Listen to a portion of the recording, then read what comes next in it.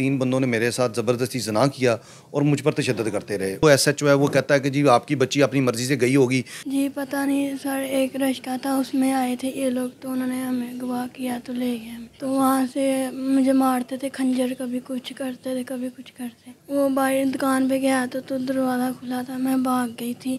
इंसाफ चाहिए मुझे, मेरे बहन भैया को मारता है घर। जी सेशन कोर्ट में एक अहम केस जो है वो यहाँ पर पेश हुआ है, जिसमें एक चौथी जमात की तालबा है जिसका नाम रमशा है। उसको बागबानपुरा से उस वक़्त उठा लिया गया जब वो अपने स्कूल में जा रही थी। इसको 3 अफराद के हवाले से बताया जा रहा है कि उन्होंने इसको अगवा किया और इसको फिर शादरा के एक वीरान मकान में ले गए, वहाँ जाकर उसको तशद्दुद का निशाना बनाया। ये चौथी जमात की तालबा इस वक्त इंसाफ के लिए सेशन कोर्ट में आई है और इसको जो है इनके वकील बाबर अली एडवोकेट हैं, उन्होंने बाकायदा एडिशनल सेशन जज मोहम्मद आशिक की अदालत में पेश किया है। अब यहाँ पर जो सेशन कोर्ट में ये बच्ची आई है, ये लोगों की तवज्जो का यहाँ पर मरकज़ भी बन रही है। इसका कहना ये है कि मेरे साथ जो है वो गैंग रेप 3 अफराद ने किया है। अब क्या मज़ीद तफसीलात है, असल हक़ाइक़ जो हैं वो बाबर अली एडवोकेट हैं जिन्होंने पेश किया है, उनसे बाबर अली से जो है वो बात करते हैं। बाबर साहब ये बताइएगा आप कि ये क्या वाक़या बता रही है बच्ची कि जी मुझे वहाँ से उठाया और उठाकर जो है वो एक वीरान जगह पर ले गए, तो क्या असल हक़ाइक़ क्या हैं, क्या बताएंगे आप? असल में ये मेरे पास आए हैं, इन्होंने कहा जी कि हमारी जो बच्ची है काफ़ी दिनों से लापता है, हम थाना भगवानपुरा में 12 गए हैं तो हमारी वहाँ पे सुनवाई नहीं हुई। तो इस बाबत जब मेरे पास आए हैं तो फिर मैंने एक एप्लीकेशन सीसीपी लाहौर को दी। उसके बाद जो है 1-2 दिन बाद जो है बच्ची जो है वो घर पहुंची है और उसने आके बताया कि जी 3 बंदों ने मेरे साथ ज़बरदस्ती ज़िना किया और मुझ पर तशद्दुद करते रहे। उसकी जब स्टेटमेंट आई है तो फिर मैंने एक एप्लीकेशन इलाका मजिस्ट्रेट को दी कि जिसकी बाबत इसका मेडिकल करवाया जाए ताकि हकीकत सामने आ सके। मजिस्ट्रेट साहब ने उसको अलाउ कर दिया है। आज बच्ची का मेडिकल हो रहा है, दरख्वास्त जो हमने जमा करवा दी और फर्दर जो हमने प्रोसीडिंग के लिए जो हमें नीचे इंसाफ नहीं मिला थाना भगवानपुरा से, तो हमने 22 से 22 बी की एक पटिशन फाइल कर दी है अंदराज मुकदमा की बाबत भी, और इसको हरासा किया जा रहा है उसकी बाबत भी 22 से 22 बी की पटिशन हमने फाइल की है। पुलिस ने क्यों नहीं पर्चा दर्ज किया? पुलिस के पास गए?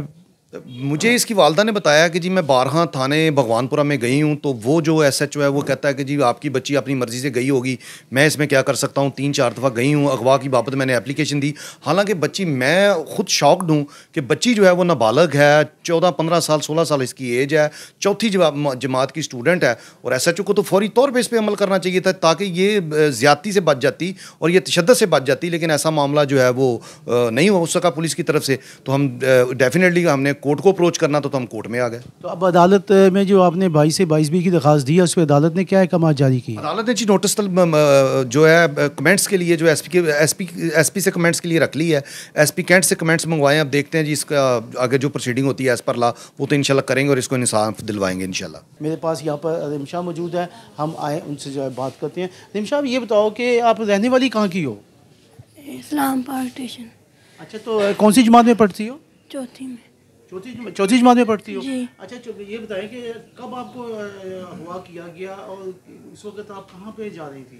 मैं ना पीर वाला दिन था तो मैं स्कूल जा रही थी, तो उन्होंने मेरे पे हमला किया, मुझे अगवा करके एक घर वहाँ पे लेके गए, वहाँ पे जंगल जा रहा है तो वहाँ पे। अच्छा, ये जो जिन्होंने अगवा किया है ये आपको जानते थे पहले से? जी नहीं, वो हमें नहीं जानते, पता नहीं कौन थे। तो फिर क्यों इन्होंने आपको अगवा किया? आपके पीछे कैसे लग गया ये? जी पता नहीं सर, एक रिश्ता था उसमें आए थे ये लोग, तो उन्होंने हमें अगवा किया तो ले गए हमें।